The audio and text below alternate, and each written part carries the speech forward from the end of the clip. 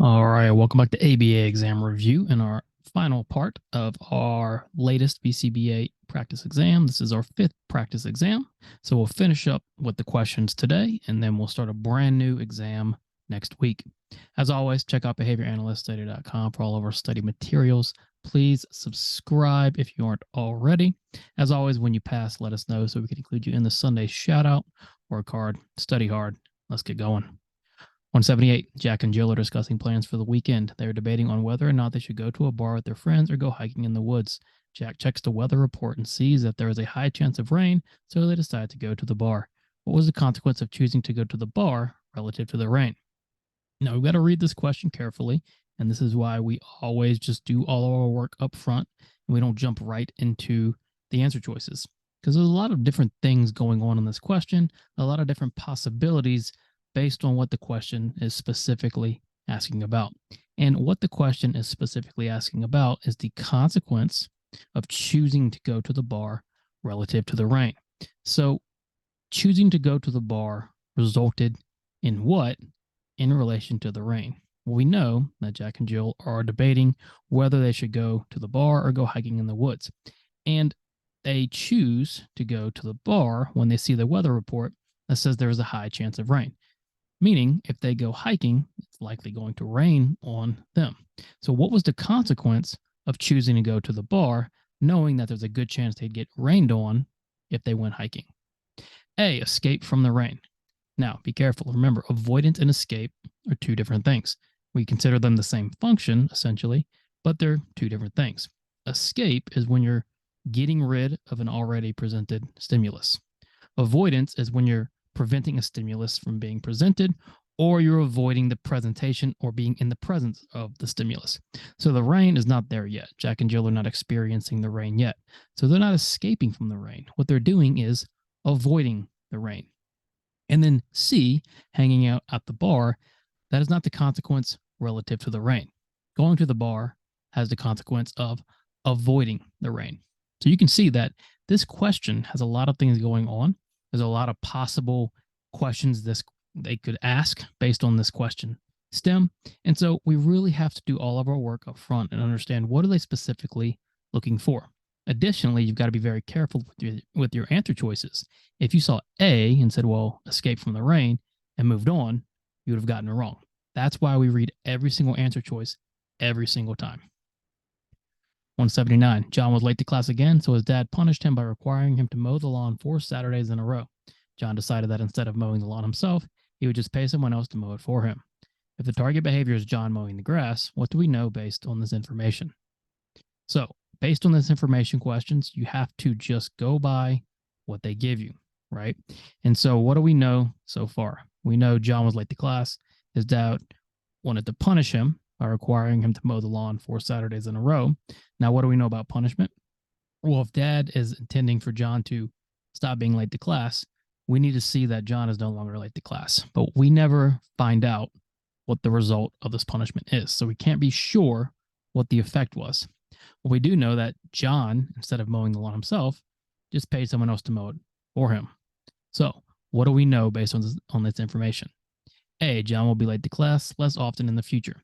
We don't know that yet. Just because his dad is saying, I'm going to punish you, doesn't mean it's actually effective, especially if John didn't mow the lawn himself. We don't know what the outcome was or the result of the punishment was. So we can't definitively say the punishment was effective or John's behavior decreased. So A is not a good answer. B, John's dad will use permanent product to measure John's behavior. Well, possibly John's dad might want to use permanent product, but should he? Well, ultimately, he should not, which brings us to C. John's dad should not use permanent product to measure John's behavior. And why not? Well, because when a different behavior than the target can produce the outcome, we shouldn't use permanent product. So if John is paying someone else to mow the lawn for him, permanent product is not going to be effective because the lawn will be mowed, but John didn't actually engage in the target behavior. So John's dad should not use permanent product to measure John's behavior. And then D, John's being late is now going to be reinforced. Again, we don't know what the consequence is. We don't know the result of the consequence. We don't know the result of the future behavior. All we know is that we want John to mow the grass, and He's not going to. He's going to pay somebody else to. And so that permanent product is not actually going to measure the behavior. So John's dad should not use permanent product to measure John's behavior. Last week, you mentioned to one of the families you work with that you were taking finals exams soon. The following week, the family surprised you with a gift card to Starbucks. You accept the gift card and buy yourself coffee during finals week. Have you done anything wrong? Okay, so gift question. I've got a couple of these because it's new in the ethical code, and it was a pretty significant change. What do we know about the new gift rules? It has to be $10 or less, and it can't be on a routine basis. In this case, you're going to take final exams. And so they surprised you with a gift card to Starbucks. You accept the gift card and buy yourself coffee. So if they've only given you one gift card all year, I wouldn't consider that annual, or I would consider that annually, right? It's not routine, which makes it okay. But we don't know the amount. So have you done anything wrong? A, yes, you should not take gifts from families. Well, remember, they've changed it. There are now just stipulations on what you should and shouldn't take. B, yes, you should not mention personal information to families. Not true. We want to build rapport. We want to build good relationships with our families. C, know if the gift card was under $10. Yeah, we don't know what the value was. So as long as that gift card was under $10, and it doesn't seem to be on a routine basis because you said, I'm taking final exams, and they said, okay, we'll surprise you with this gift card. It's not like they're doing it every single week. You don't take final exams every week. So if the gift card was under $10, we can say this is okay. And then D, yes, because the gift card had monetary value. Again, they've changed it. $10 or less is our cutoff point. So if our gift card was under $10, you should be good to go. 181. The summer heat is here and temperatures are starting to approach the 90s and 100s. After playing outside for 2 hours, your son comes into the house, sweating and tired, sees a water bottle and says, water? This most represents what? So let's think about this, right? We have a verbal operant. And what is happening in this case? Well, your son was playing outside in the heat, comes in, he's sweating, he's tired, right? He was outside all day. So there's motivating operations at play, what you're increasing the value of a water bottle. And we know when a request is made due to a motivating operation that it's a mand. But in addition, he saw the water bottle first and then said water. So not only did he mand, he also tacted because this nonverbal stimulus evoked a verbal behavior along with the motivating operation, which evoked a verbal behavior. So when we have a mand and a tact working together as one operant, what do we call that? A, an impure tact. Yes, this is an impure tact when a mand and a tact are both present in the same operant because there's a motivating operation and a nonverbal stimulus. We call this an impure tact. It is not an impure mand. Don't mix those two up. Mand and interverbal. Well, it can't be an interverbal because nobody said anything to the son, right? An interverbal is evoked by a verbal stimulus, which again, when we're talking verbal operants, you need to know what evokes them, what reinforces them, and then formal similarity and point to point. Those are the four main things you want to know. Again, outside, motivating operations at play, water bottle increases in value. So son makes a request, but he also saw the nonverbal stimulus of water bottle and he said, water. This most represents an impure tact. Behavior analyst who sets behavior goals and then masters those behavior goals without first checking for generalization and maintenance has failed to adhere to what dimension of ABA? Now, let's be careful here because we know generality is one of our dimensions. So if we didn't check for generalization and maintenance, my first prediction would be, well, what did we fail to adhere to? Well, generality. So we've done our work up front because I think it's a pretty easy prediction to make off the bat. But if we look at our answer choices, generality is not an option. So now we have to go a little deeper. Why is generalization so important? Well, if we're not teaching our clients to generalize, if the behavior isn't generalizing, we're not really doing our job. Who cares if they can only do it in the teaching environment? Especially, let's say you work in a clinic and you teach them things in the clinic. If that behavior doesn't occur anywhere but the clinic, you haven't done your job effectively. So what do we fail to adhere to? A, applied. Have we failed to target socially valid and meaningful things?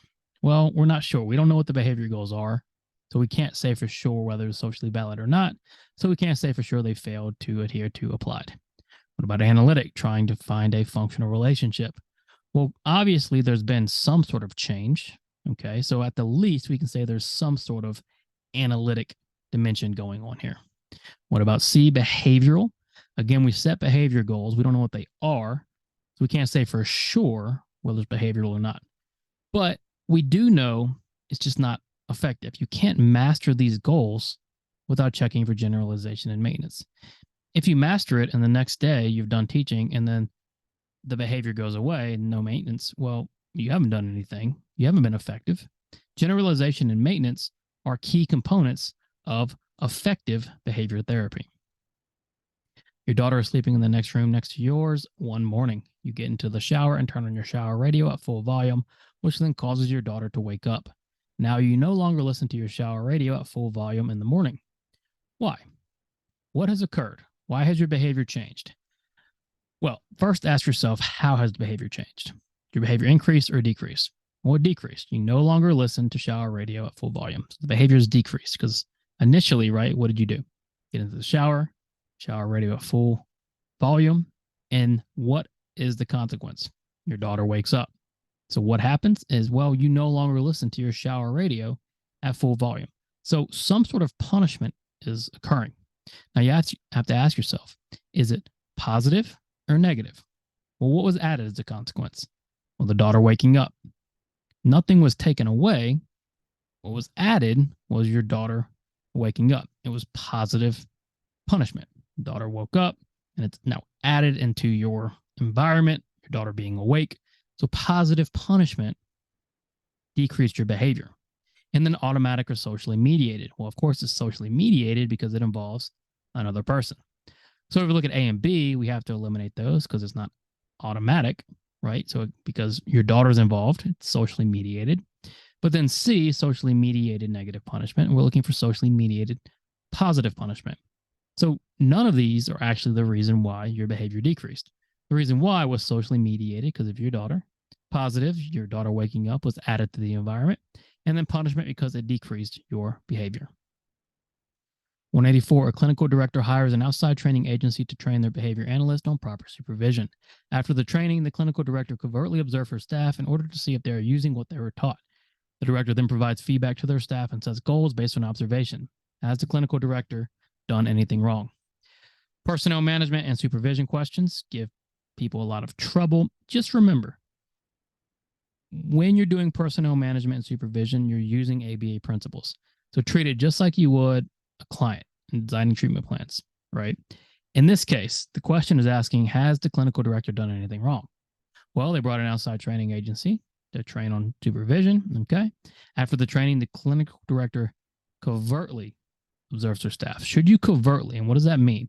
Well, that means you're secretly observing the staff. Should you do that? No, right? We should not covertly observe our staff. Providing feedback is good. Setting goals is good. Covertly observing is not. So A, the clinical director should not set the goals. The individual should set their own goals. Well, not true. If you're going to be supervising and personnel management, you should give goals to your people. B, the director should ask for feedback, not give it. They should do both, right? Give feedback, but also get feedback on how they're doing. C, the director should not covertly monitor. Yes, they should not covertly monitor.